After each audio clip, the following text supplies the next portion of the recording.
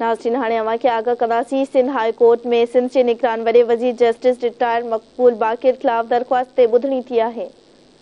अदालत धुरियुनि जा दलील ॿुधण बाद दरख़्वास्त रद्द करे छॾी आहे। अदालत चयो आहे त आइन जो आर्टिकल 260 वॾे वज़ीर ते लागू नथो थिए। दरख़्वास्त गुज़ार जे वकील जो चवणु आहे त जस्टिस रिटायर मक़बूल बाक़िर 4 अप्रैल 2022 ते सुप्रीम कोर्ट ऑफ पाकिस्तान मां रिटायर थियो आहे।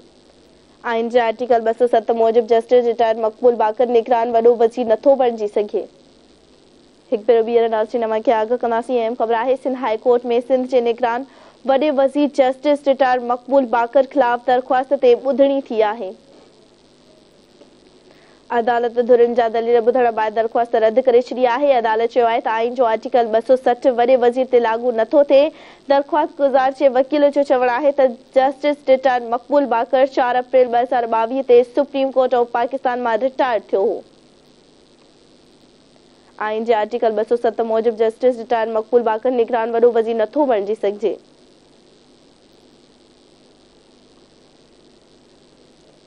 हिकु भेरो ॿीहर इसाक सरकी सां असां राब्तो कयो आहे। इसाक सरकी आगाह कजो कहिड़ा तफ़सील आहिनि। सिंध हाई कोर्ट में सिंध जे निगरान वॾे वज़ीर जस्टिस रिटायर मक़बूल बाक़िर ख़िलाफ़ दरख़्वास्त ते ॿुधणी थी आहे।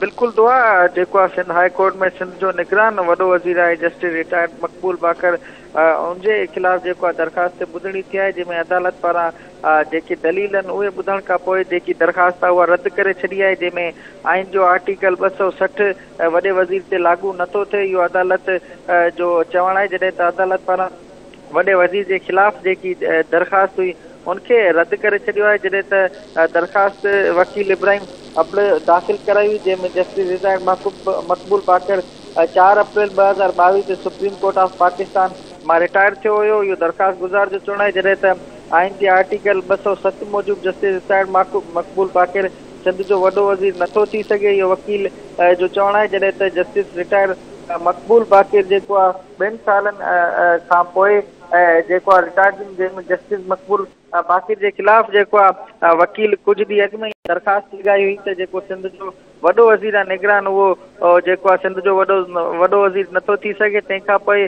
सिंध हाई कोर्ट पारां अॼु इन केस जी ॿुधणी जेको आहे मुक़ररु कई हुई जंहिंमें कुझु देरि पहिरियां जेकी दरख़्वास्त आहे उन ते सिंध हाई कोर्ट में ॿुधणी थी आहे ऐं जंहिंमें जेकी दरख़्वास्त आहे उहा रद्द करे छॾी आहे जंहिंमें दरख़्वास्त गुज़ार वकील जो चवणु आहे सिंध हाई कोर्ट मुंहिंजे फ़ैसिले खे रद्द करे छॾियो आहे। सुप्रीम कोर्ट में इन केस खे हलाईंदमि। उन सुप्रीम कोर्ट में दरख़्वास्त दाख़िल करण जो ऐलान करे छॾियो आहे जंहिंमें इब्राहिम वकील आहे जंहिं पारां जेको आहे दरख़्वास्त दाख़िल कराई हुई जंहिंमें दरख़्वास्त रद्द कई हुई ऐं वकील जो चवणु आहे त सुप्रीम कोर्ट में फ़ैसिले खे चैलेंज कंदुसि। जी ठीकु आहे इसाक, अव्हां जी महिरबानी।